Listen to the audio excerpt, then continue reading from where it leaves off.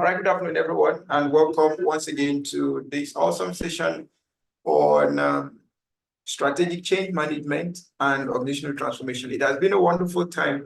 We've been driving this course since yesterday. It has been awesome. We've learned new things. We've learned both basic and advanced strategies to change management. We've learned basic and advanced strategies, approaches to driving organizational transformation. And this evening, we will be taking the time to look at the module 3 of this program, which is on strategic planning for change. And in this module, we'll be looking at strategic change models. We'll look at aligning change with organizational strategy. And then we look at leadership in change management. And then we'll also look at risk management in change initiatives. So these are the things we're going to be discussing this evening. One more time, you're welcome. And please let us know where you're joining us from. Kindly put in the comment section. Let us know exactly where you're joining us from. And in case you've not shared the link, please feel free, go ahead, share the link and invite someone. Let them be part of this training. So strategic planning for change. We actually invoke strategic planning for long term. Of course, we understand that before we get to our desired long-term future, there could have been certain changes that could have happened. So how do we then manage changes that come along the path of our the part of our future? How do we manage those changes as they come? So that's the essence of this class tonight, and we're going to be looking at the strategic planning for change. But to start, we're going to review the strategic planning versus the strategic planning for change. Strategic planning natively, traditionally, is a systematic and disciplined approach used by an organization to make decisions and allocate resources in order to achieve its long-term goals and objectives. Yeah, this is what strategic planning is: planning for the future, having a longer or a long-term view of an organization's future. But when we now talk about strategic planning for change, we're talking of a systematic process of defining the future state, aligning resources, and establishing a roadmap to navigate an organization through transformative initiatives. I want us to see the two differences there. Strategic planning is standard planning where we have a long-term plan. So we could say strategic planning is long-term plan. But strategic planning for change is creating a roadmap to navigate an organization through transformative initiatives. That's through different changes. Okay, so in strategic planning, we just plan for the long term. But when we now begin to put the perspective of change into strategic planning, we are now considering what possible changes, what possible transformations could happen in the process of us moving from where we are to where we want to get to. So that's what we're going to be looking at this evening, strategic planning for change. Not just strategic planning, but looking at strategic planning for change. So I want to once again welcome Mr. Patrick from Ogun State. Welcome Mr. Selman Bindom from Plateau State. Okay, so you're welcome. Let's go ahead, share, let's keep sharing the stream until others get to see it and join us. I believe some people are meant to be here. Perhaps some people are planning for Nigerian match. Okay, so let's go ahead and share the link and get people to be part of what we're doing. All right. Okay, so once again, what we're going to be looking at tonight is strategic planning for change, which is establishing the future for an organization and then navigating an organization through the transformative processes of change. So let's say, for instance, you just started a business, and that business must have to pass through a process. You can actually set out how this organization will grow over time. Okay, in the next 5 years, what kind of transformation do we want to see? In the next 10 years, what kind of transformation do we want to see? In the next 15 years, what kind of transformation do we want to see? Now, in the process of anticipating these transformations, you are also creating an action plan to make sure that you have those transformations come to place. Okay, you have those transformations come to place. All right, so let's keep reminding ourselves that we have gone through the class on strategic foresight. So in case you've not gone through that, please feel free, search through the channel, you find strategic foresight. So go through that class over and over again, because that class is foundational to all the other courses we'll be doing. The first class we did this, the first professional certification course we did this year, that's the modular certification course on strategic excellence and corporate productivity. It is actually foundational to every other course we are doing this month. All right. So in case you didn't go through the strategic, that particular course, please feel free to go through it. And then I want you particularly to get to that one of strategic foresight. Now, when you have strategic foresight as a leader, one of the things it does is that it positions you to know the dimension of transformation, to know the direction of transformation, to know how to initiate transformation. That's one of the things it does for you. All right. That's one of the things it does for you. So with strategic planning for change, you know what to expect per time. Even if you're not definite of what would cause that change, you're definite that there could be certain changes within your organization at given particular periods of time. So that is very, very important for you to pay attention to. So we are going to take the time and then go through this whole process tonight. And I want you to pay very great attention. In case you have any question, please feel free, send in your questions. I guess by weekend, that's by tomorrow, we'll open up the WhatsApp group. We'll take questions of all of what we've been learning, and it will be good to share with you.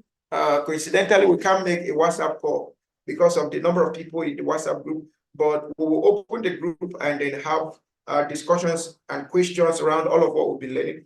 But it will be great if you get to master all of this and then use them to your own advantage. All right. Now let's move on very fast. Now, what are the key components of strategic planning for change? Now, I would have done a comparison of what is in the traditional, what is in the standard strategic planning, and then we'll now look at what is in the strategic planning for change. So when you have strategic planning, what is now encouraging you to do is that don't just have a strategic plan, but have a strategic plan that puts change into perspective. Okay, a strategic plan that puts change into perspective. Now, in a default strategic plan, primarily we talk about the vision statement, the mission statement, and then we'll talk about goals, and then we'll talk about the SWOT analysis report. And then we go ahead to talk about maybe resource availability or resource allocation. Then we'll talk about risk. We'll talk about communication. We'll talk about stakeholders or the audience for which the strategic plan is being established, and many other things we'll talk about. But now let's look at it from the dimension of change. Okay, let's look at it from the dimension of change. Now, from the dimension of change, when we look at the components of strategic planning, we are now looking at number one, we're looking at change vision or the vision for change. Okay, we have change vision. And the change vision is to clearly articulate the vision for change, explaining why it is necessary and what benefits it will bring to the organization. I hope you got that. So this is not the default vision of the organization when you're creating your strategic plan, but this one is a vision you are assigning to the change you are trying to bring in to the organization. All right, that's what you're trying to do. Then the next thing is to assess the change readiness. The last class we did today, the last class we did in the morning section was on assessment of organization for readiness for change. Okay, so in case you missed that class, please feel free to check that, because now that we're looking at strategic planning for change, you want to be sure that for the organization that you want to introduce change, they are ready for change at every time that you want to introduce a change. That's what I'm trying to talk about. For every time you want to introduce a change, you have prepared the organization to be ready at that time of change. Remember, strategic plan by default is planning for the future, but strategic planning for change is walking the organization through the transformative initiative, through the transformative processes that will take the organization from where it is to where you have designed it to be. Okay, that is very, very important. So we need to check for readiness.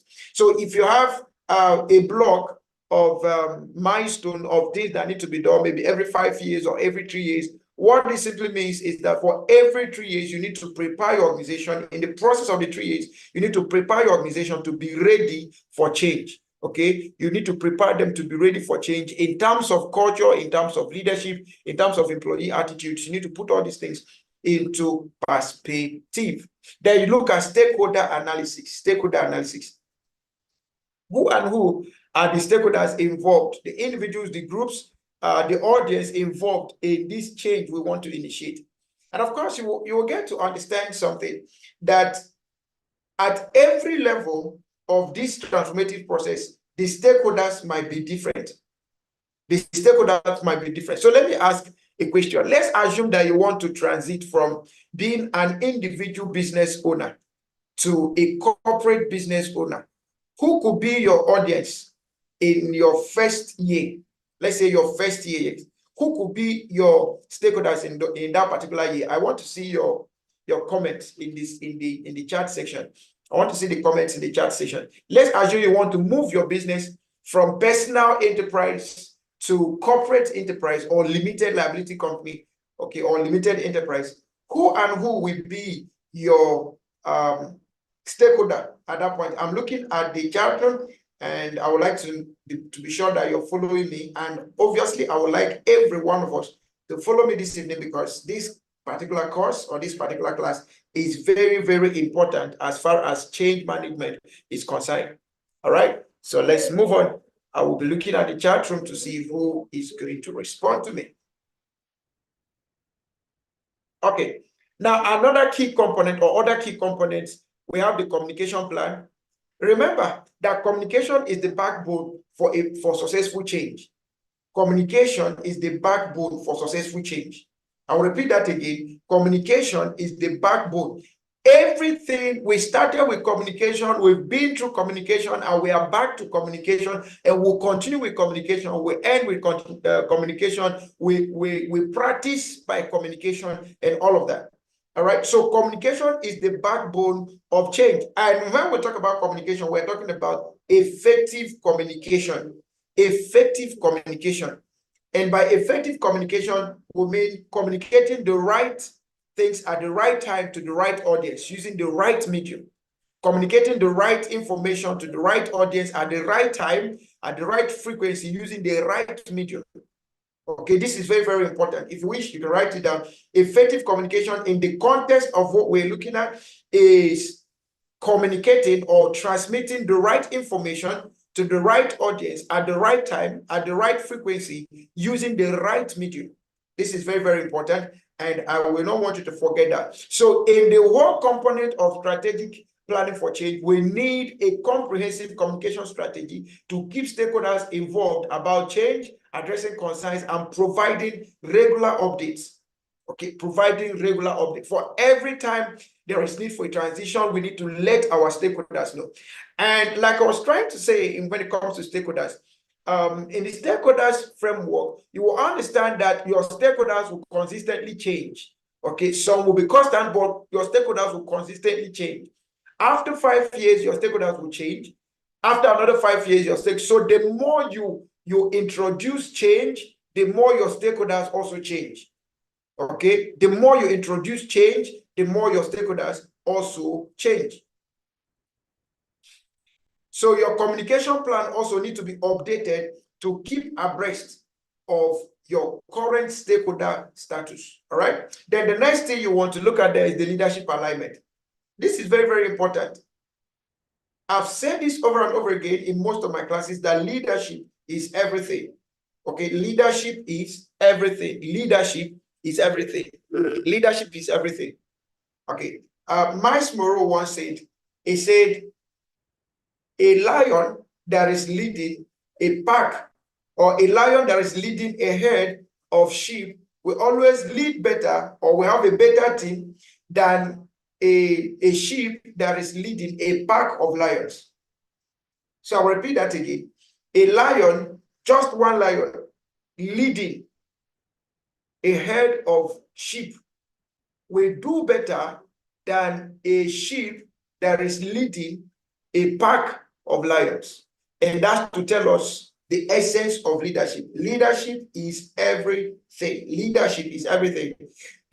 There are quite a number of organizations that are stagnated because of their leaders. There are quite a number of countries that are stagnated because of their leaders.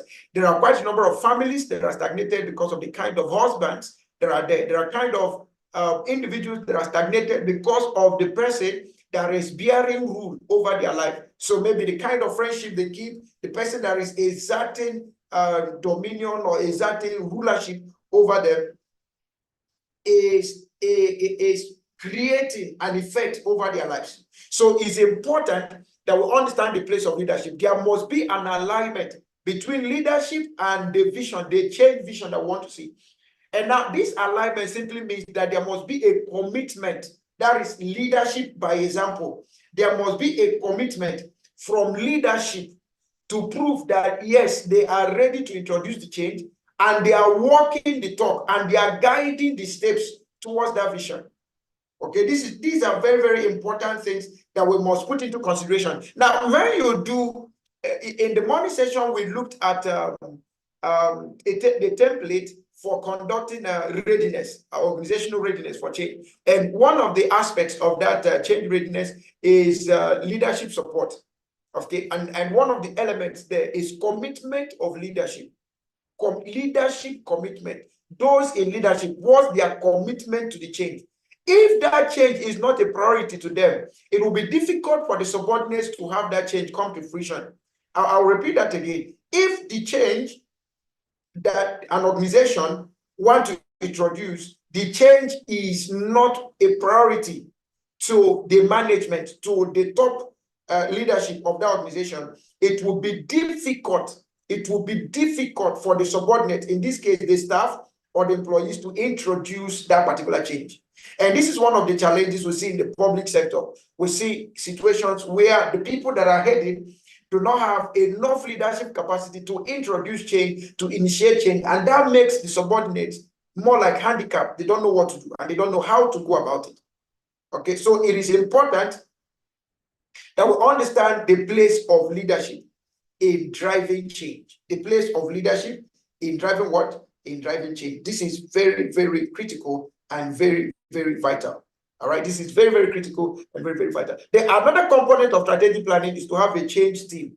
So whether you call them a change team, or you call them a strategic team, or you call them a future team, whatever thing you want to call them, the whole essence is that they are there to be, they are to dedicate to the task responsible for planning, implementing, and monitoring the change initiative. So they are initiating the change, they are planning the change, they are driving the change. Okay, these are the people that will be responsible to make sure that change initiatives are developed and change initiatives are driven. Now, in some other organizations, you see them like sustainable teams, okay, the people responsible for sustainability. So whether you call them sustainability teams, continuity teams, change teams, future teams, whatever thing you call them, okay, they are responsible for the same thing. They are dedicated towards planning, implementing, and monitoring the change initiatives. Then you also have training and development as a key component of strategic change for strategic planning for change. Now, why is training and development important? Remember the concept of cognitive dissonance, that which say that the brain will only work in alignment to what it already has. So if you're trying to introduce something that the brain doesn't have information about, the brain will try to withstand it. The brain will try to say no to it. All right, the brain will try to force it out and say, no, I don't know about this one. So with training and retraining, you get to put your team in that mode of being aware. So their brain get to be aware of what is coming. Their brain get to be aware and reposition to make sure that they are delivering the expected results. All right, this is very, very important. Then you have the incentives and reward. Also, I want you to consider, in case you didn't join us yesterday evening when we dealt with the neuroscience of change, where we talked about the psychology of change, it is important to go back to listen to all these things and watch them from beginning to the end. Now, when we talked about the psychology of change, we are meant to understand that the brain will always take responsibility or will always accept change that tends to provide reward, tends to provide incentives.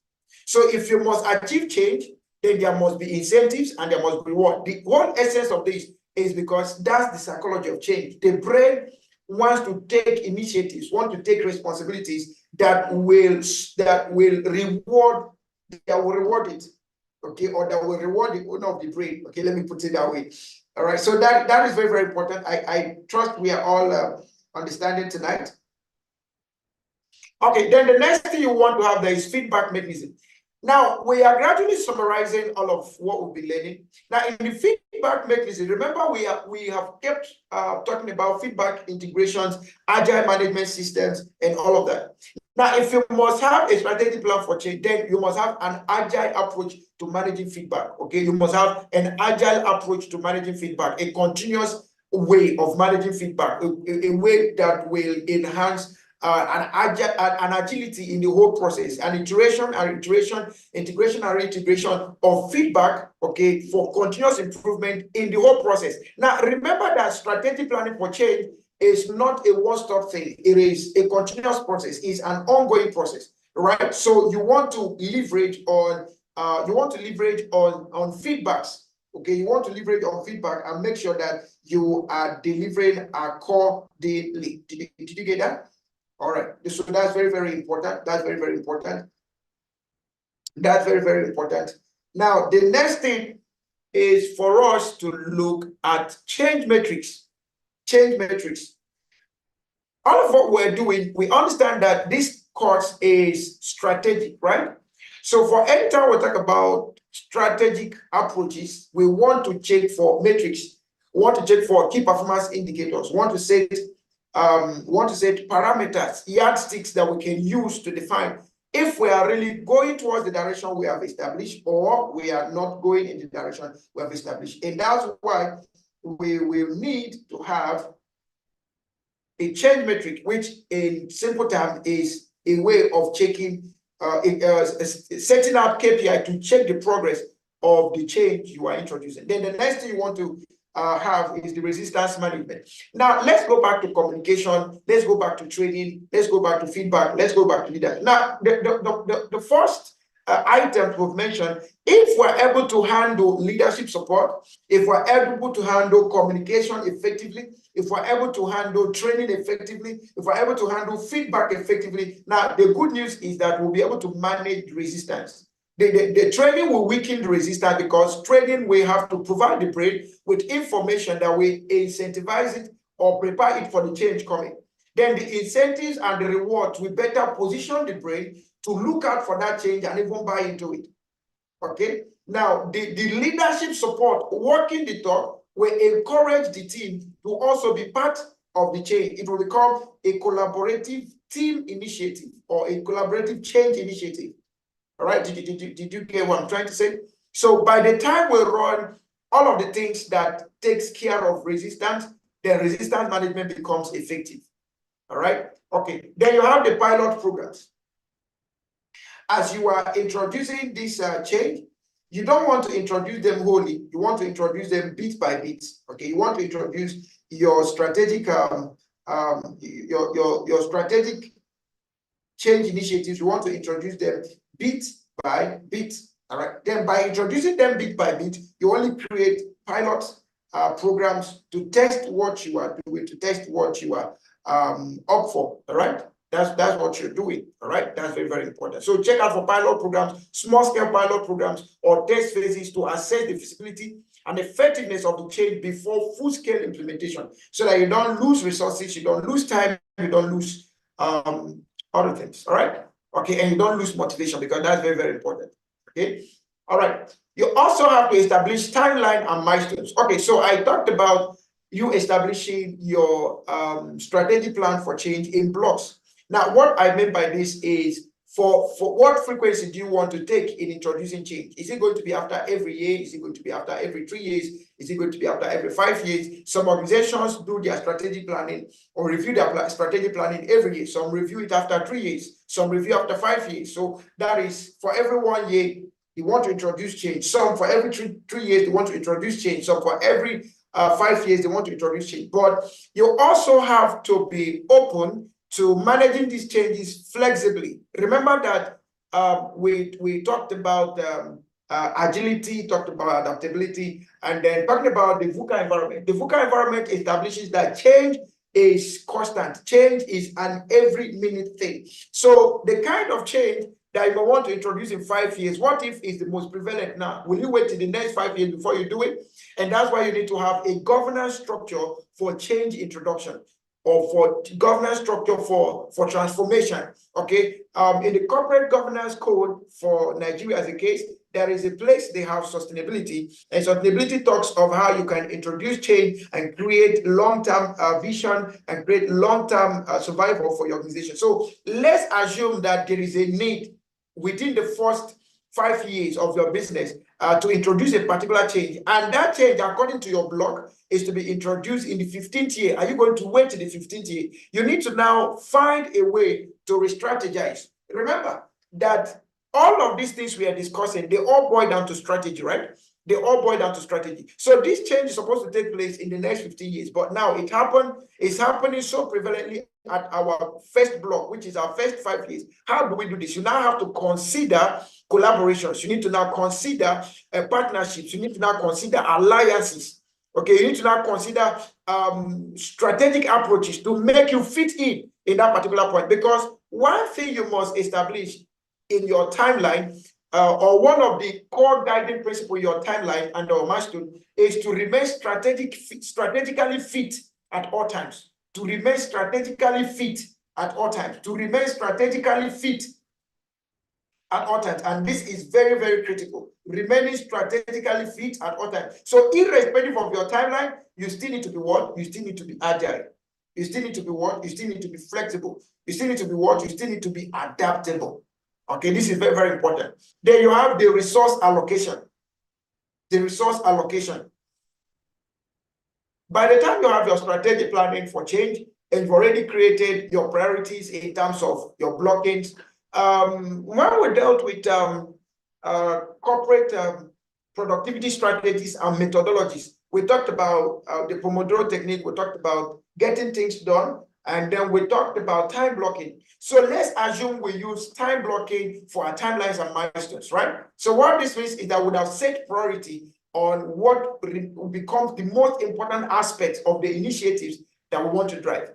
All right, so this is very, very important. All right, so when you have your timelines, it helps you create priority, and that prioritization helps you to know how to maximize your resources through effective allocation of resources. All right, I trust you understand what that means, right? Okay, and of course, since we are engaging in a strategic planning for change, that means that resource allocation, your budgeting, your planning for budget need to also get to be iterative. It also gets to be ongoing, continuously reviewed and amended to remain strategically fit for the moment. Okay, then you have continuous improvement. Continuous improvement. Continuous improvement is key in this case because you are driving towards change, right? So you must continuously improve yourself to meet up with the change.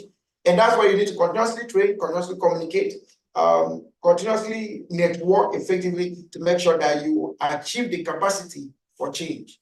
Okay, you get to bear the capacity for change. All right, that is very, very important. That is very, very important. All right. Okay.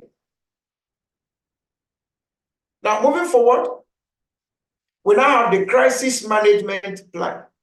So whether you call it crisis management plan, or you call it scenario planning, or you call it resilience planning, we all talk about the same thing.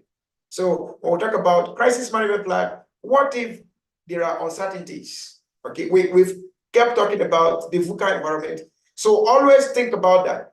What if there are volatilities? What if there are uncertainties? What if there are complexities? What if there are ambiguities? What if there is now a more intense need for diversity? What do I do?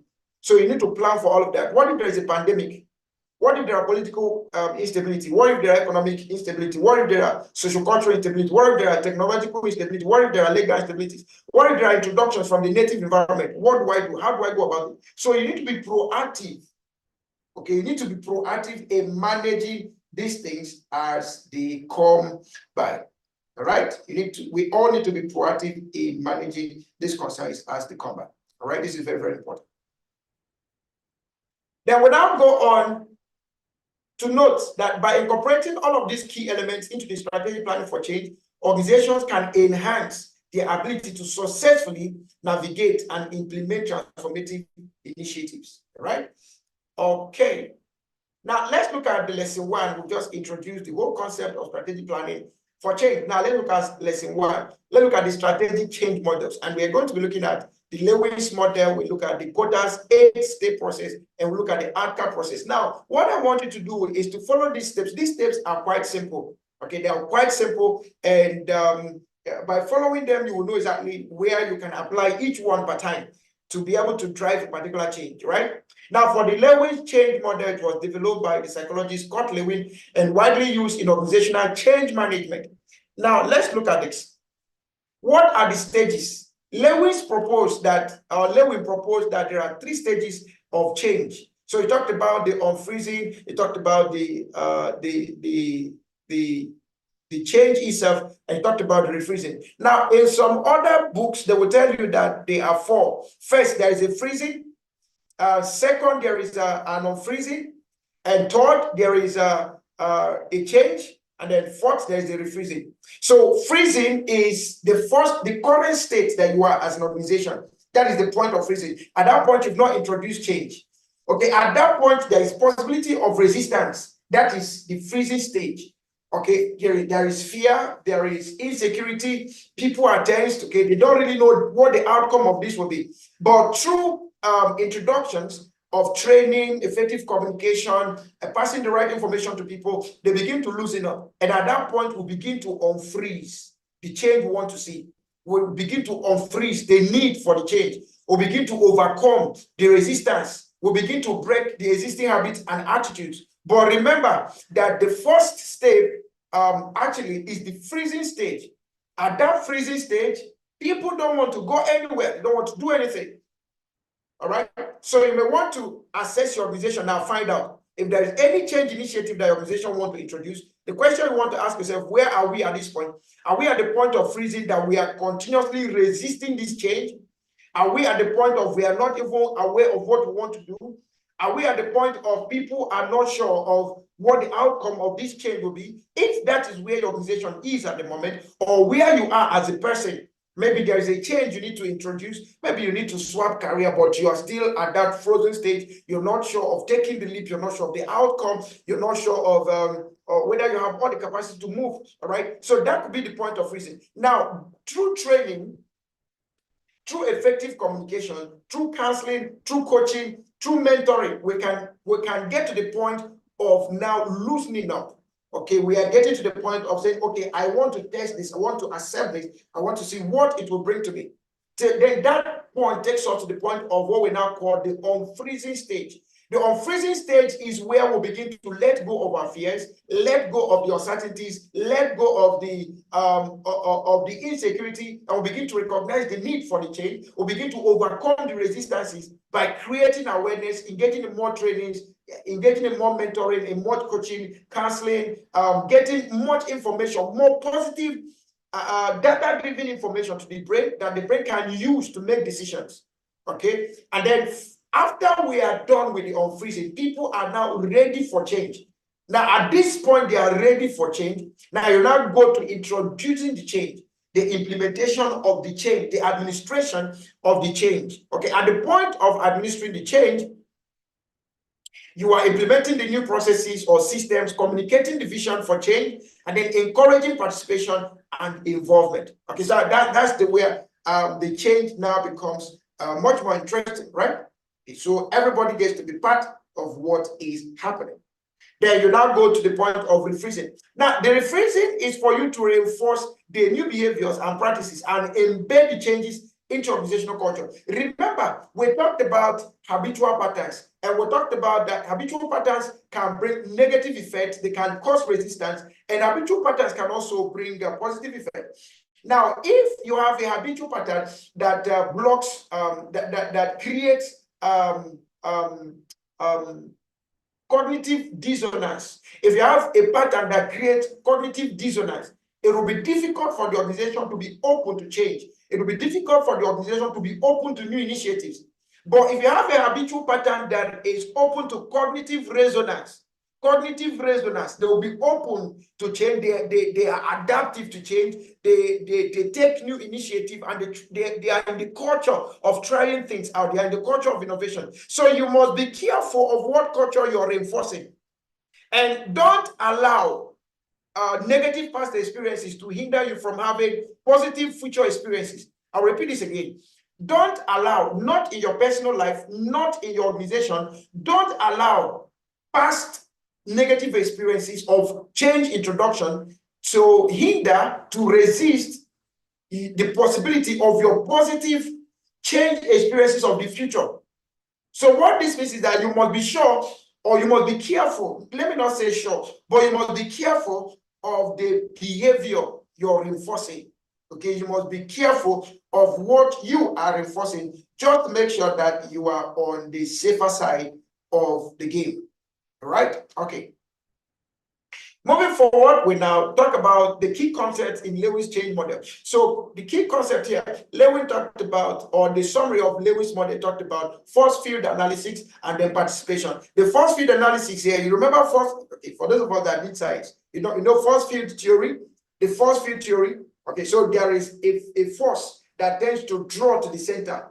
Okay, that in the magnetic field, force tends to draw towards the center. So the more the force builds up, the more the center gets more energy to work. So what this means is that the more you have more people getting involved in the change process, the more the organization gets to become much more proactive toward change. Do you know what I'm trying to say? The more you have more change agents within your organization, the more the resistance to change, the cognitive dissonance begins to disappear, and you begin to have positive habitual patterns. So the force field analysis identifies the driving forces for change and recognize restraining forces. They manage the balance to facilitate change. Then also, that could also lead to participation. So when you have more of change agents participate in the process of driving change, the change process becomes seamless. The change process becomes much more encouraging to you as the leader. All right. So participation here makes for you to involve the employees in the change process and then enhance their commitment and ownership in the whole change process. The benefit of Lewis' change model, we now have to look at it on the basis of it's a structured approach. Remember, it's a structured approach in the sense that it has told us that traditionally there are 4 approaches to it. Okay, you have the freezing, you have the unfreezing, you have the change, and then you have the refreezing. So it's a structured approach. And for every of the stages, we know what we are facing and what we are expected to do. Okay, and then through organizational readiness and individual change readiness assessment, you will now know where you are. Are you at the point of freezing? Are you at the point of unfreezing? Are you at the point of administration of change? Are you at the point of refreezing? You should be able to find out. So the benefit of this Lewis model is that it's structured. It gives you a direct guide. Another one is that it minimizes resistance. Because you already know what to do, it minimizes the resistance, and then it's adaptable. All right, it is what? It is adaptable. Then you have the quotas 8-step process for change. So it is considered to be much more comprehensive. Okay, it is considered to be much more. So it rolled out 8 steps. Okay, the quotas 8-step process rolled out 8 steps. So it's considered to be much more comprehensive than that of Lewis. But Lewin is simpler, straight to the point, and you can always know you will definitely not be able to miss through with Lewis. Okay. All right. So for Kota, it was developed by Harvard professor John P. Kota. And then the steps involved here is number 1, create urgency. If you want to introduce change, but you now see from Kota's perspective that before you begin to use Kota, you must have first of all tried to use Lewin to create to break the barriers that will bring resistance. because the step starts with you creating an urgency. And creating that urgency does not remove dissonance. It doesn't remove the negative habitual patterns, all right? You just created an emergency. By creating that urgency, you can even throw your team into quagmire. So for you to create an emergency, you must have, remember the first field, right? You must have the right number of change agents within your organization to pick up that signal that you're bringing and then begin to drive and run with it. So establish a compelling reason for change and convince stakeholders of the need for immediate action, irrespective of how you want to compel them, irrespective of how you want to convince them. If there is a dissonance in their minds, it's going to bring the resistance. So you have to introduce Lewins before you introduce this. You can use a combination of Lewins and this in some cases, right? Okay, so that also tells us that if your team has come to the point, the reinforced behavior that you have, the point where the reinforced behavior becomes the positive one, becomes the cognitive resonance, it is easier for you to use the Kotter's 8-state process. All right, this is very, very important. All right, then from there you build a guiding coalition, assemble a diverse and influential team, collaborate to lead and support the change agent. All right, this is very, very important. Then form a strategic vision and initiative, develop a clear and inspiring vision for the future, outline specific steps and projects to achieve the vision. Then the next thing you want to do is to enlist a volunteer army. Communicate the vision to all your employees and encourage a widespread participation. So let every of your team members participate and support in the initiative. Let it be a company-wide adoption. Let it be what? A company-wide adoption. Let the process be a company-wide adoption. Then the next thing you want to do is to enable action by removing the barriers. Enable action by what? By removing the barriers. Remove the barriers that could come that way. So with this, you also see that you go back, there is a little of integration of the Lewis in this place. Okay, there you have generate the short-term wins. That's now talking about you creating your milestones. And of course, we talked about in the psychology of change that celebrating your short wins motivates people to do more. It motivates the brain. Okay, it motivates what? It motivates the brain. So you must do that to motivate your team. Then you have the, okay, I think I'm repeating this again. Okay, so you have the sustained acceleration and then institute change. Sustain the acceleration and then institute change. Acceleration here, sustained acceleration here simply means that you have to reinforce the changes through continuous improvement and institutionalize new practices and behaviors. Okay, institutionalize new practices and behaviors. So instituting the change here means that you have to anchor the changes in the organization's culture, and of course, there must be an alignment. There must be an alignment between where you are and the things you're doing and what your organization will have to do. All right, that is very, very important. That is very, very important. All right, so I've spoken for almost 50 minutes. Is it 50 minutes? Okay, so I've spoken for about 40 minutes. Okay, so thank you so much for coming. Thank you, everyone. And I will one more time want to encourage us, go ahead, share the link, let others join us. And I want to once again appreciate all the people coming. So okay, I think earlier today we had Patrick, we had Selman, and then now we have Imam, we have Ikechukwu, we have Amankwa, we have Omar Mohad, we have Gary Ehieze, we have Ayobami Timothy. All right, so thank you everyone for coming. So I'm seeing different countries. So where is Macomb? Just hearing that for the first time. Macomb, IL. So which continent is that? Which continent is Macomb? All right, okay. So let's go ahead, like. First of all, let's ensure that all of us will like this stream. If you're learning something, like the stream. If you're learning something, make sure you subscribe. If you're learning something, why do you actually need to subscribe? So that anytime we come live, you can easily get our updates and then you can easily join. That's one of the reasons to subscribe, and it's free. So make sure you like the stream right now. So you see the like button there, just click on the like button. It's for free. Okay, so Ayobami is in US. All right, thank you so much, Ayobami, for joining us. all the way from US. We appreciate that. Okay, then we have to share and invite our friends. So let's move on very fast. The key concept of quotas 8-step process for change. We have the dual operating system, okay, and there will be cultural transformation. The dual operating system here talks combining the hierarchy with a network of influencers and then balancing the need for stability and adaptability. So let me go back to what I said earlier, that there is need to integrate Lewis' approach to the quotas approach. So if you're doing that, you are having a dual approach also, okay? So the cultural transformation here has to do with emphasizing the importance of changing organizational culture. Moving very fast. Now, what is the benefit of the quotas state process? Number one, it is systematic and it is holistic. Okay, it is systematic and it is holistic. Then it focuses on people.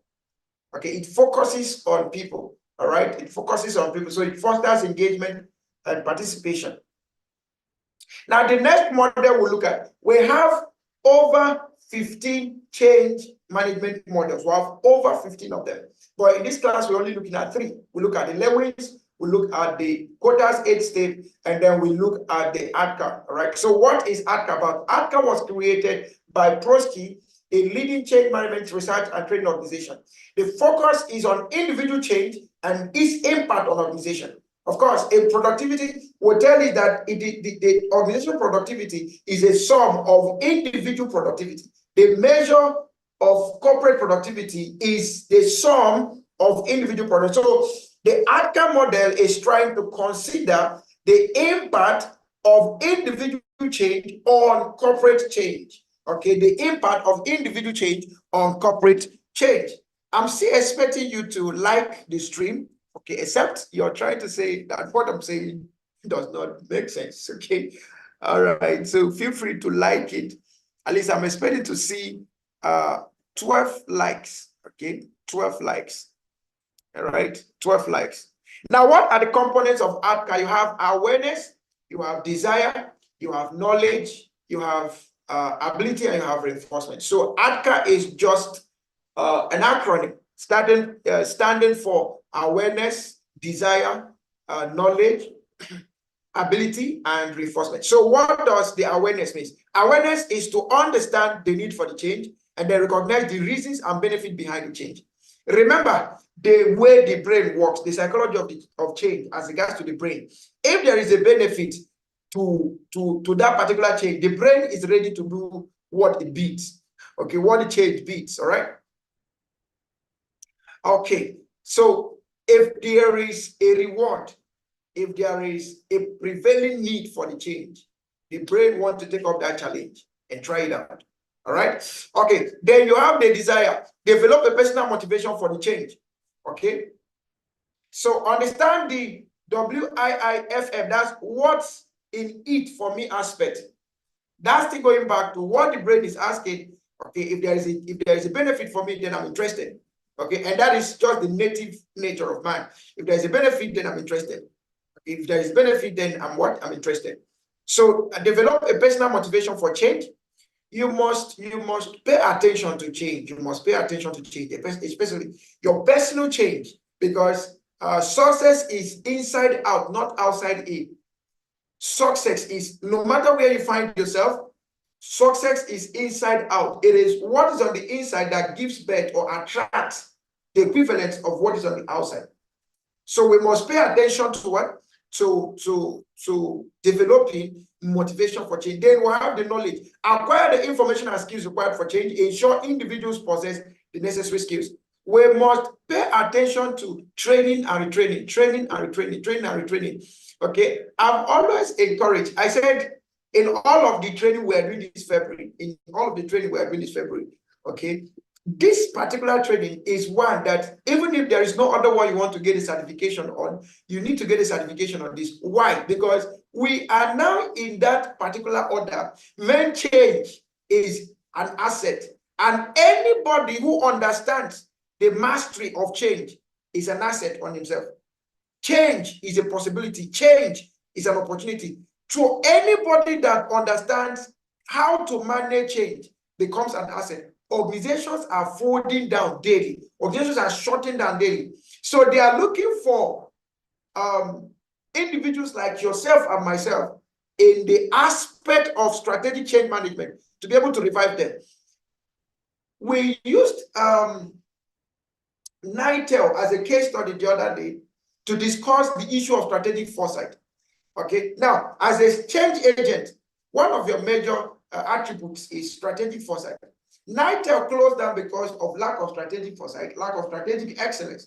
We see that of Oceanic Bank closing down because of strategic foresight, strategic excellence. We see Intercontinental Bank folding up because of strategic foresight, strategic excellence. And we have a whole lot of cases. And we have much more organizations doing that today.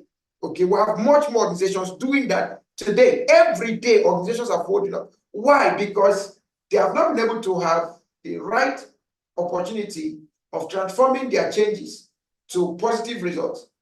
Okay, and let me say this: if you're in this class and you did not attend the online visibility and branding course, please go ahead, go and take that, search for it on this channel, look at it. Now, why am I saying this? While you're taking these courses, also take the time to brand yourself in that order.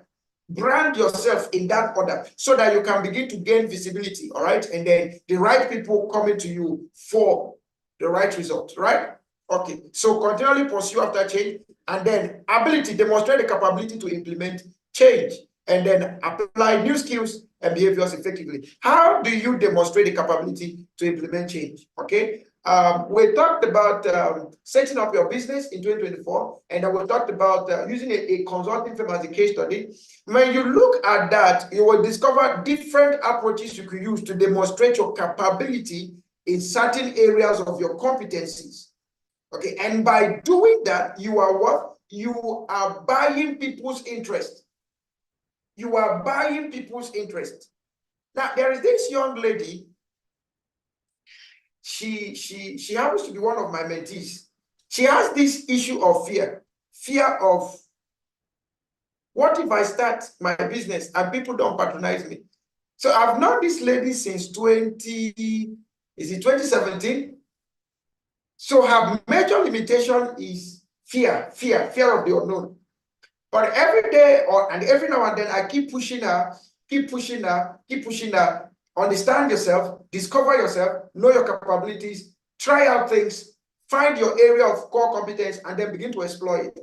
Now, recently, she just started on a particular brand, and she started that last year. She started that like a joke.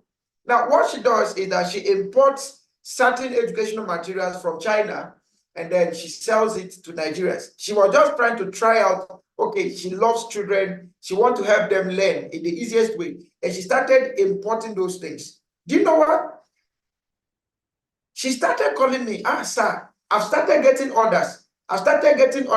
She called me earlier this year. I just made a post and people ordered. Now, people are ordering from someone they don't know. She made a post on Facebook. I told her, go create your brand online, make it visible, start posting on it. All through last year, she was posting, people really didn't pay attention. But just this January, she started making sales.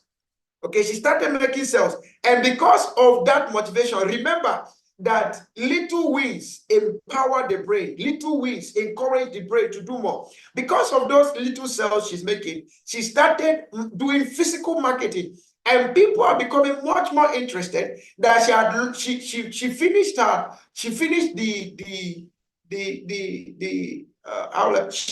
supply that she had. Now she's out of supply and she's now looking at how does she meet up with the demand, with the orders. People are paying her without knowing her address.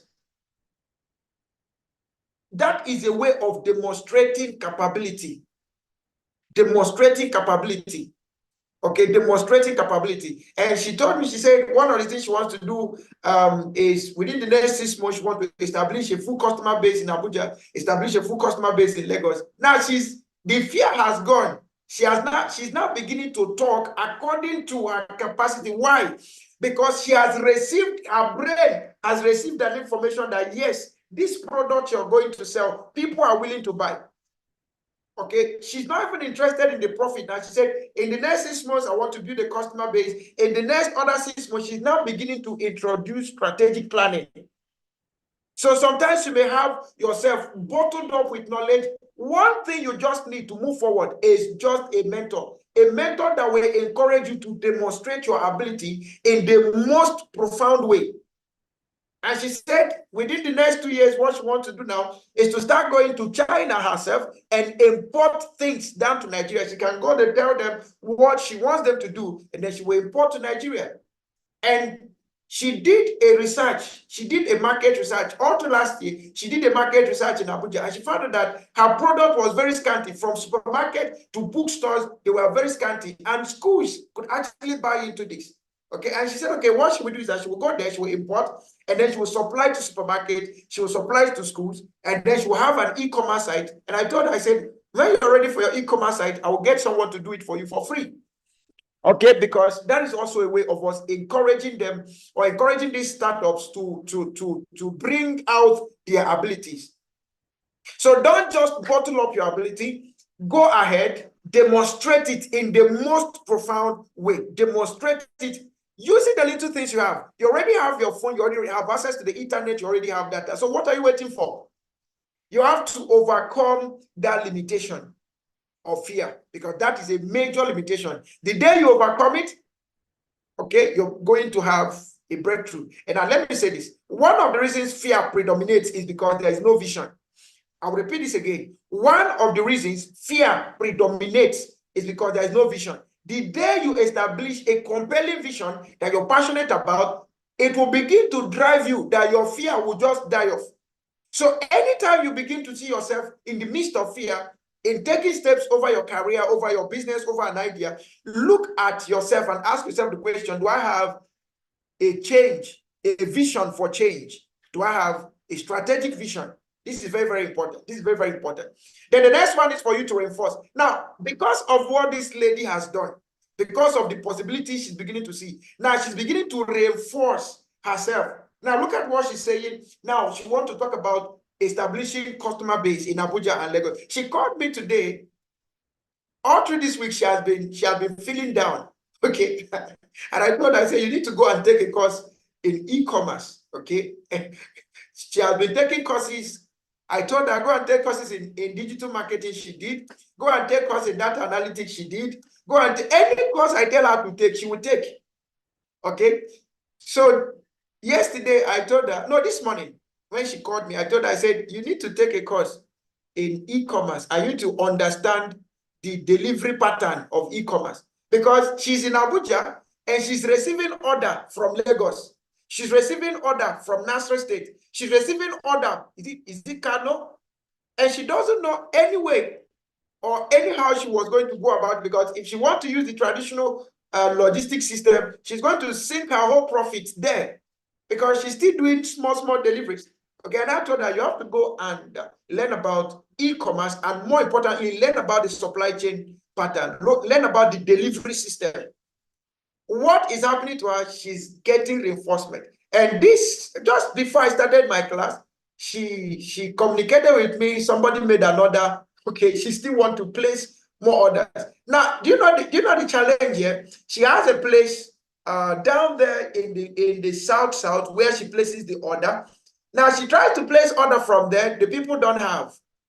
And she's now worried, like, how will she meet up with her customer demand? The customer has paid. She doesn't even know these people, and she wants to build integrity. She wants to build trust.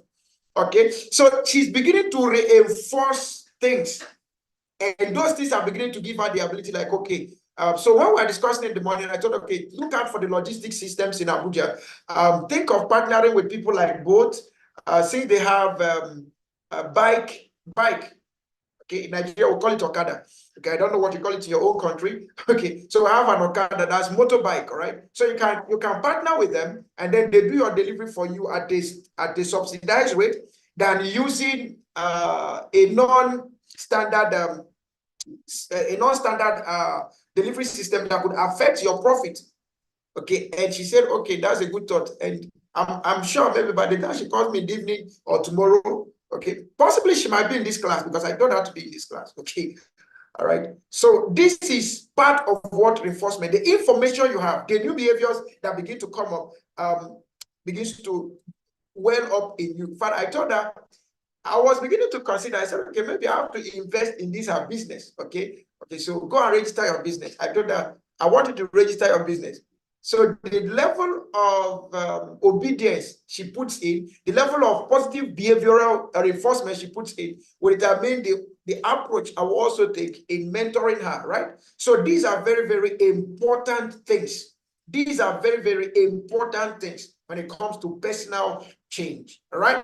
Now, what are the key concepts? There is of ADKAR, you have sequential and cumulative. Now, when we say sequential, that's to tell you that change is progressive, okay, is incremental. Okay, change is progressive, is incremental. Now it comes to a point that you have gotten used to certain level of information that you begin to burst forth. You have accumulated enough that you begin to burst forth. You are ready to face your fear. Okay, you're ready to do what? To face your fear. You're ready to face your fear. So you moved gradually, sequentially, little by little. The problem I have with people most often is that they don't understand the principle of progression. They want to play by the principle of instant delivery. But instant delivery doesn't just come that way. It comes with being progressive, consistently progressive, consistently progressive. If you must succeed, you must understand the principle of consistent progression. Consistent progression. By the time you do that, what you're doing is that you're laying block upon block, you're doing mortar upon mortar, you're laying brick upon brick, and the time will come that by the time you make just one post, it will become boom. You'll be wondering what has been happening. There is this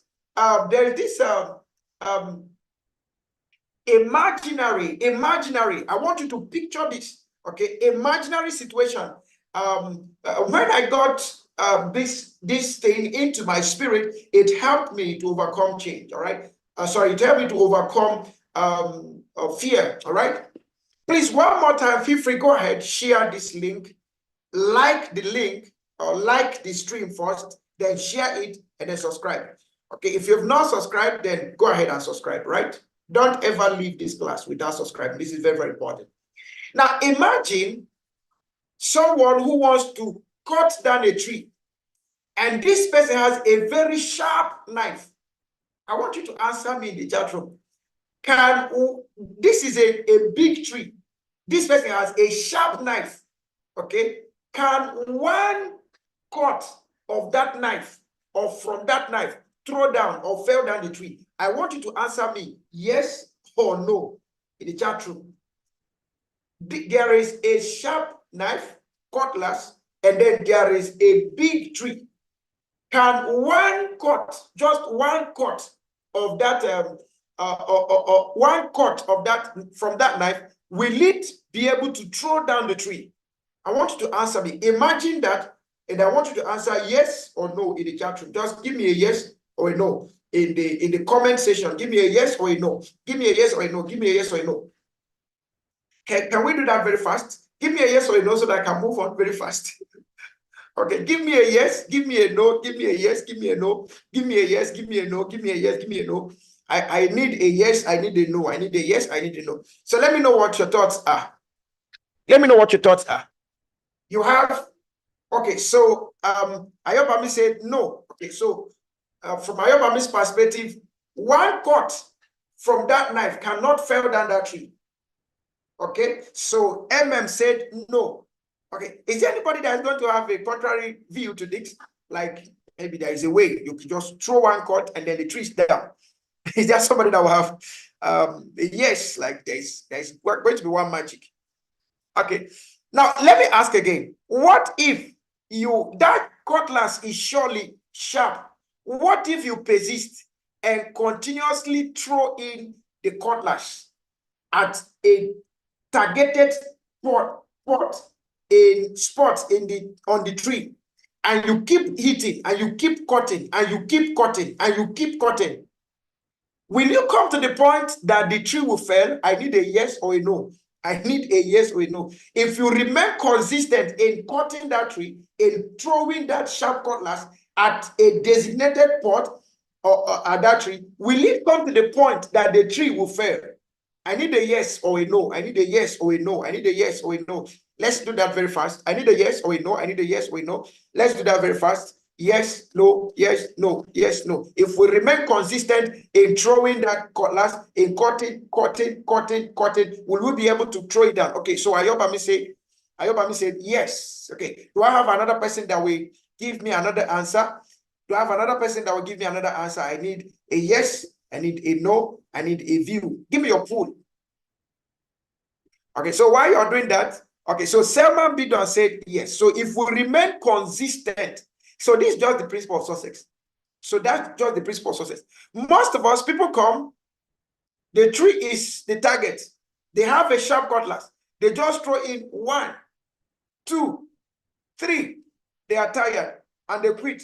They will tell you this idea is not working. This business is not working. And they quit. And the good thing is, another person comes and meets this tree that they started cutting. And the person will start cutting again.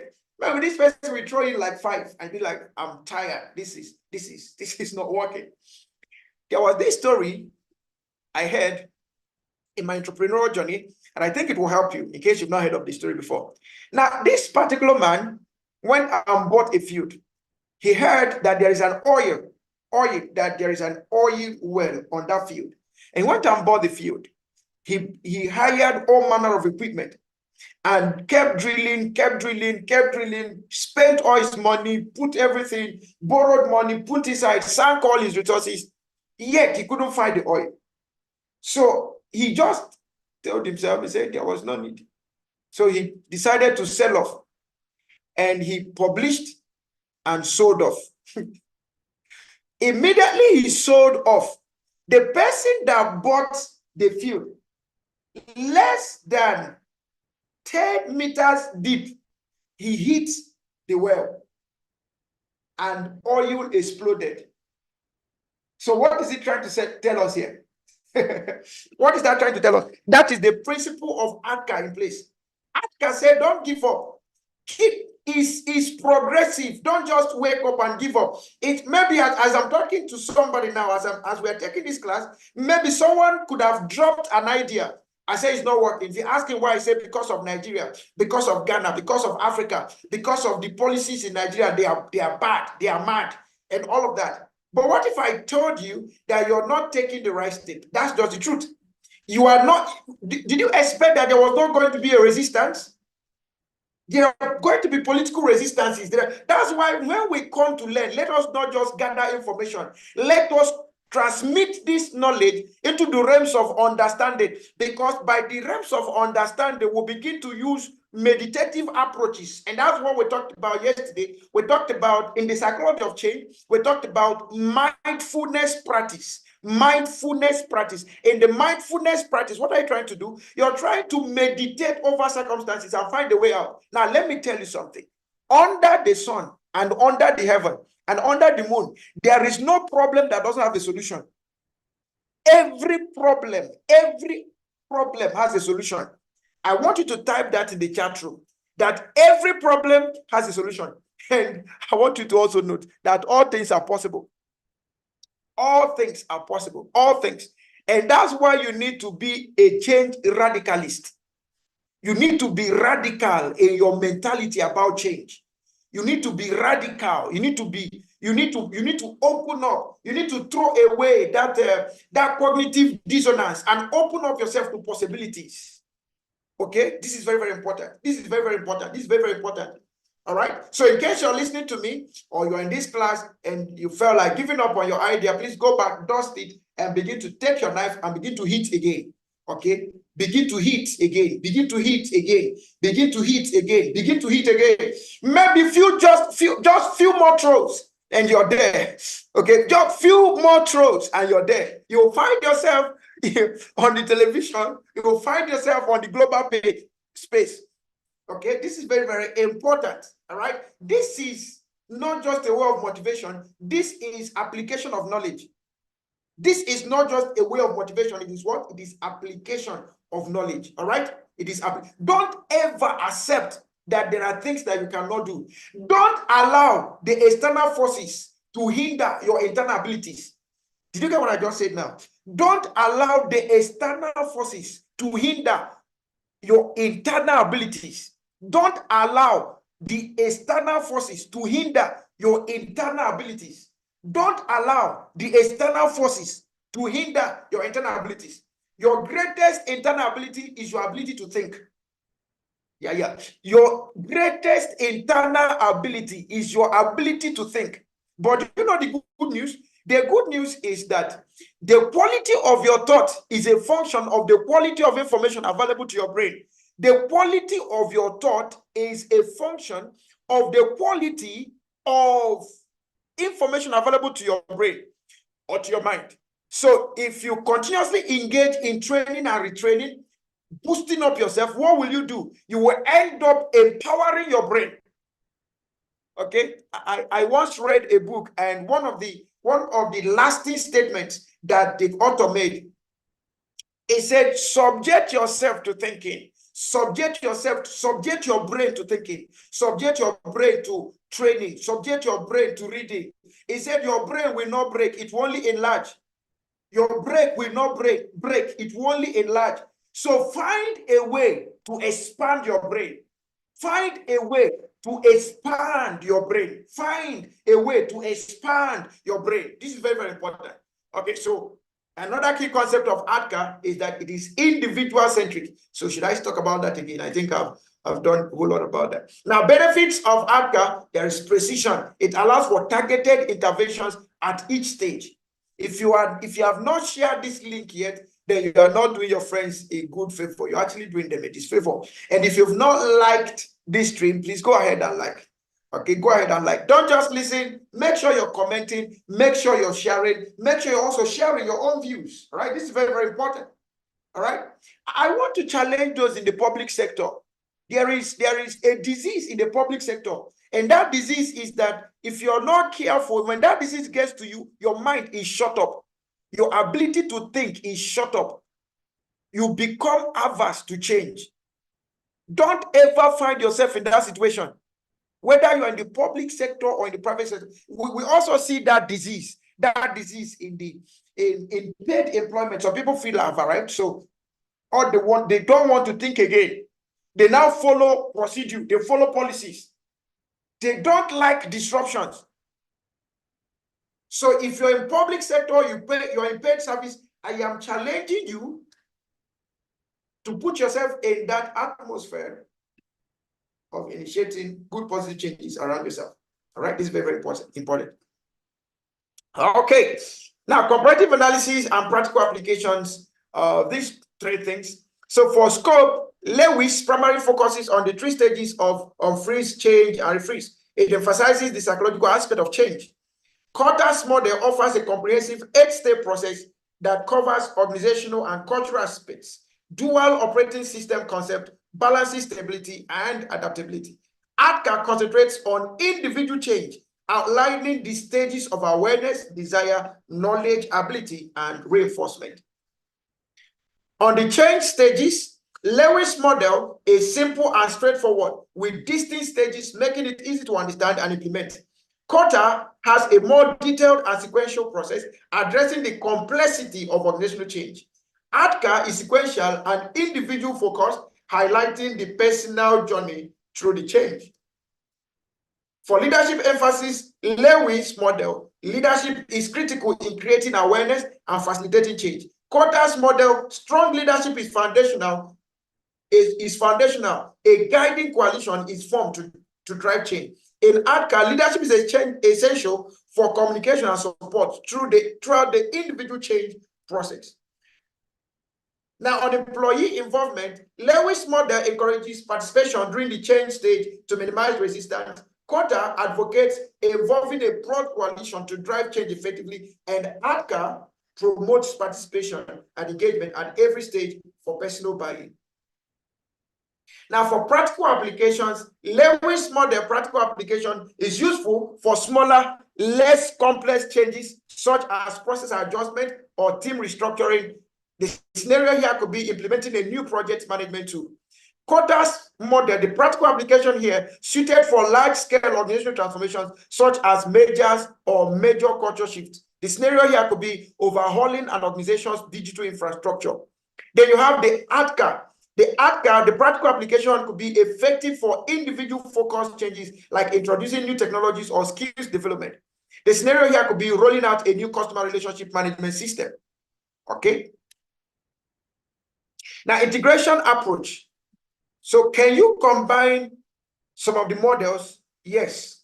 Combining Lewis as an ADCA. Use Lewis to create urgency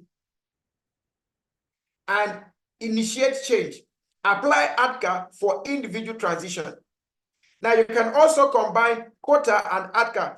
Utilize quotas for the overall organizational change strategy and employ ADCA for targeted individual support. Targeted individual support. All right. Now, in conclusion of the change models, not in conclusion of the lecture, in conclusion of the change models, Lewis, quotas, and ADCA's models offer distinct strengths. Select the model or combination based on the nature and scale of the change initiative. Flexibility is key. Adapting elements from each model can enhance overall change management effectiveness. So you can do combinations. You can do combinations. Now, lesson 2, I'm going to be rounding up in the next 30 minutes. I will be rounding up in the next 30 minutes. So please get to the next person right beside you. Let the person join you right now. Okay, share the link, keep sharing the link, keep sharing the link. In the next 30 minutes, we'll be done. Okay, but make sure that you have your pen, you have your paper, you're learning something, and you're bringing others to learn alongside with you. Okay, if you've not liked the stream, please go ahead, like the stream. Okay, if you have a question, please drop that question in the comment section. Okay, so that we can pick them as we all progress. Now, aligning change with organizational strategy. Should I start with individual change first? Remember what I said, that the major source of fear is lack of vision. Where vision is lacking, fear becomes predominant. Where vision is lacking, fear becomes predominant. So if there is vision, fear gives way to vision, because vision comes with passion. Vision comes with focus. Vision comes with a drive to move, not to stay. All right, so if we begin with individual alignment, looking at the productivity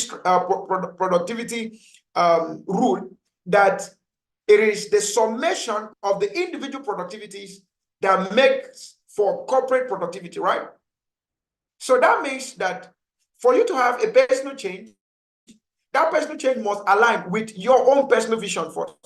And your personal vision must align with your corporate vision. And that's why we talk about career objectives, right? Your career objective must align with the vision of the organization that you're working with. That alignment makes it easier that whenever you have a change in your personal life, it creates a positive impact on the organization where you're working. So this is very, very important. So now let's look at integration of change initiatives with business goals, with personal goals, and then SWOT analysis for change. So I'm going to blend the two of them together, step-by-step guide on integrating change initiatives with business goals or personal goals, including the use of SWOT analysis for change planning. Now, number 1, understand your organizational strategy. Understand your organizational strategy. Begin by thoroughly understanding the organization's overall strategy, mission, vision, and long-term goals. Identify key business priorities and strategic objectives. Now, the next thing is for you to identify change objectives. What will be the objectives of the change? Right? What will be the objectives of the change? Clearly define what they are. Make sure they are smart. Make sure that your change objectives, they are what? They are smart. Now, engage the necessary stakeholders that will drive this change. Engage necessary stakeholders that will be involved in the change process. Then conduct the SWOT analysis to know your strengths, weaknesses, opportunities, and threats, so that you can know how to position yourself for opportunities. and reduce your threats. Then link your SWOT analysis to change initiatives. When you have the outcome of your SWOT analysis, then link it with your change initiatives, the things you want to achieve. Then prioritize your change initiative based on the ones that have the highest positive impact. All right? Then also develop action plans, monitor and measure your progress through effective KPIs. Then communicate and give feedback, or communicate and receive feedback. Then engage in continuous improvement. Note, by following these steps, organizations can ensure that change initiatives are not only aligned with organizational strategy, but also effectively contribute to achieving business goals. The SWOT analysis serves as valuable to guide the planning and evaluation of these change initiatives. Now, as we begin to round up, we've looked at the role of leadership in driving change over and over again. Okay, one of the things we say is that they need to set clear vision, communicate the direction, and also guide the change. All right, they need to become inspiration and motivation to the teams. So inspire them and lead them by example, walking the talk and not just talking the walk. Okay, they also need to become change advocates. Okay, they need to become leaders, need to become change advocates. They need to make resources available to drive the change. They need to create the orchestra for risk management. They need to create the orchestra for risk management. Okay, and then they also need to identify. Okay, that's that. Then how do you develop change leaders and change agents? Number one, identification and training. Identify them. So when you do your organizational readiness assessment, remember you have to do individual readiness assessment first. So in doing that, through surveys, you can find out what they are. Now, you can also look at their profiles in their CVs, in their curriculum vitae. You can find out what have they done through experience, what are their career objectives. You can be able to find out the ones that are actually going to be change agents, and then you invoke training, okay, so that you get to build them. Then empowering the change agents. Empower them through delegating responsibilities to them. Empower them through delegating responsibilities to them, all right? Empower them. Then ensure that there is effective communication. Train them on communication skills, train them on active listening, but more importantly, make sure that the communication with the mentoring team and the mentored team, that the communication is effective. Cultivate resilience in them through emotional intelligence. Make sure you build their resilience. If you must have change agents, they must be resilient. Okay, then also imbibe the culture of recognition and support. For everything they do well, try to recognize them and support them. Don't talk them down, and engage them in continuous learning. Okay, engage them in continuous learning. Note, by integrating strong leadership principles and developing effective change leaders and agents, organizations can enhance their capability to successfully navigate and implement change initiatives. Leadership is not only about steering change, but also about fostering a culture that embraces change as a constant and necessary aspect of organizational growth and development. Okay, so we are trying to round up very fast. So one thing you're going to help us do is that if you've not identified your name in the comment section, please go ahead, identify your name, let us know where you're joining us from. What we're going to do is that we're going to take those comments as your attendance. So your comment becomes your attendance, right?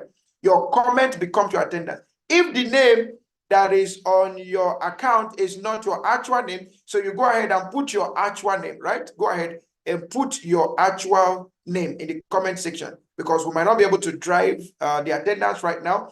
We'll be rounding up this section tomorrow by 11 a.m. So please make sure you prepare and get to be part of the last section. Okay, it is going to be explosive.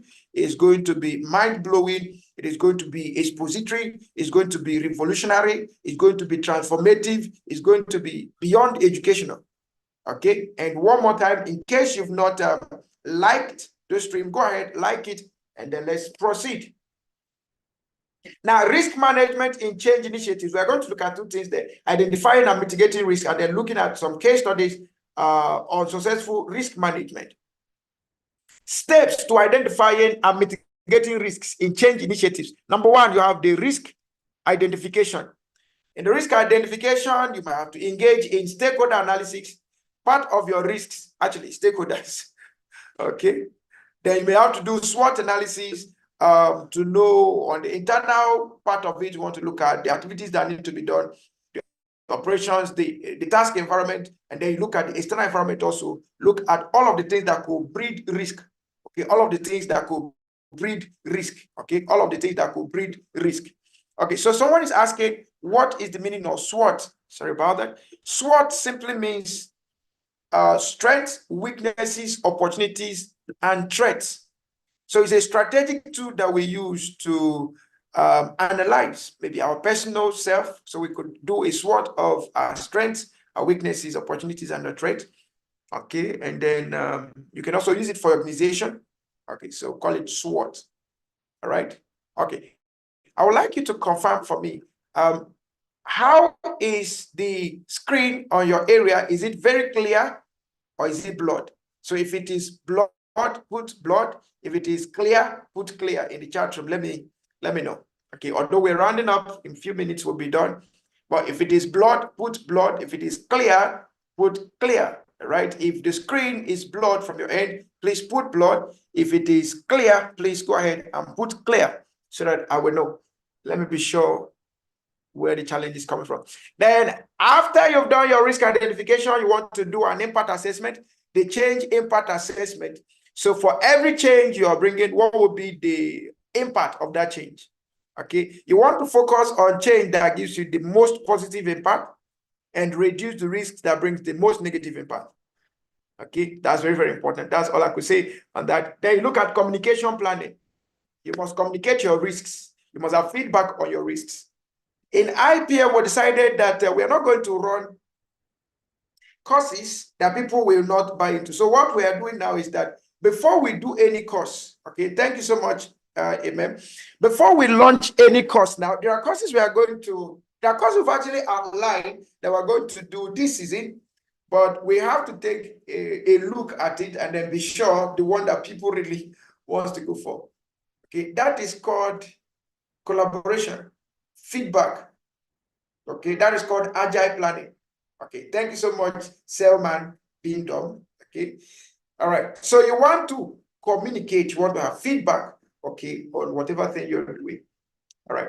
Still on steps to identifying and mitigating risk in change initiatives, prepare for resource allocation.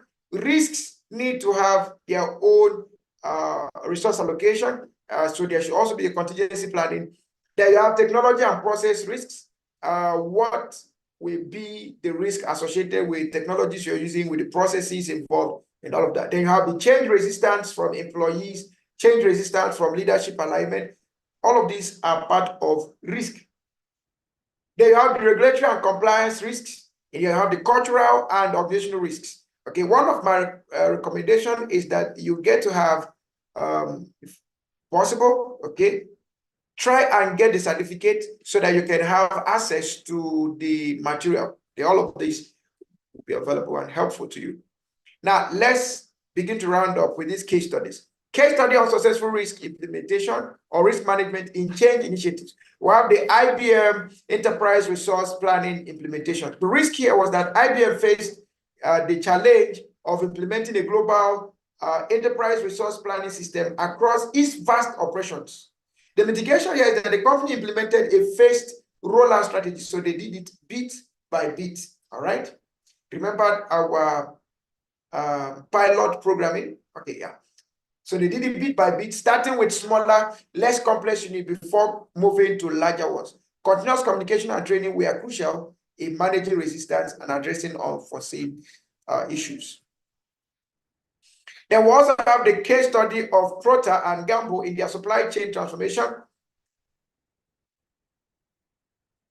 Okay, so P&G, the risk here is that P&G took a significant supply chain transformation that involved restructuring and process changes. The mitigation here is that the company conducted extensive risk assessment, including the use of scenario planning. They enabled a cross-functional team, invested in employee training, and closely monitored performance metrics to make real-time adjustment during implementation.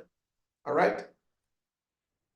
And then the last case here is that of Netflix shift to streaming. The risk is Netflix faced the resistance and skepticism when transforming from a DVD rental service to a streaming platform. The mitigation here is that the company engaged in a proactive communication, explaining the benefit of streaming, and then investing heavily in content production, continuous adaptation and innovation. We are key to staying ahead in the rapidly evolving streaming industry.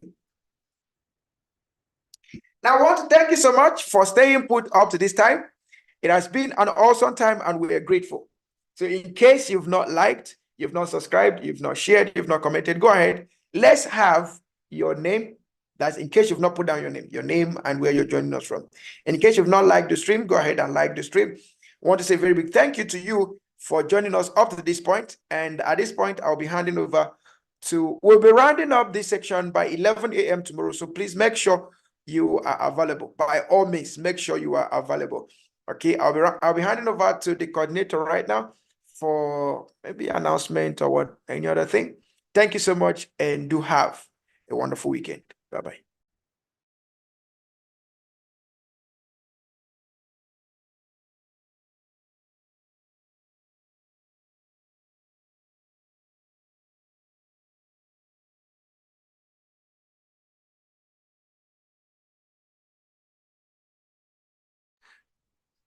All right. Wow. What a wonderful session. This is great. Thank you for joining us and thank you so much for this amazing delivery, Dr. Banito. I mean, I don't know, from my hand here, I have learned so much. I've learned a lot. All right. This particular session was so interactive and interesting. All right. I believe that some of us, we've also grabbed a lot of things. And by tomorrow, we go deeper. So if you have people that you think they should also watch this particular session, please don't hesitate to just share with them. Let them also participate. All right. We'll continue from where we stop tomorrow by God's grace. So thank you. Please try to subscribe, like, share, and comment. There's some information we'll pass across to us tomorrow because tomorrow will be the last day. So please stay tuned. Thank you.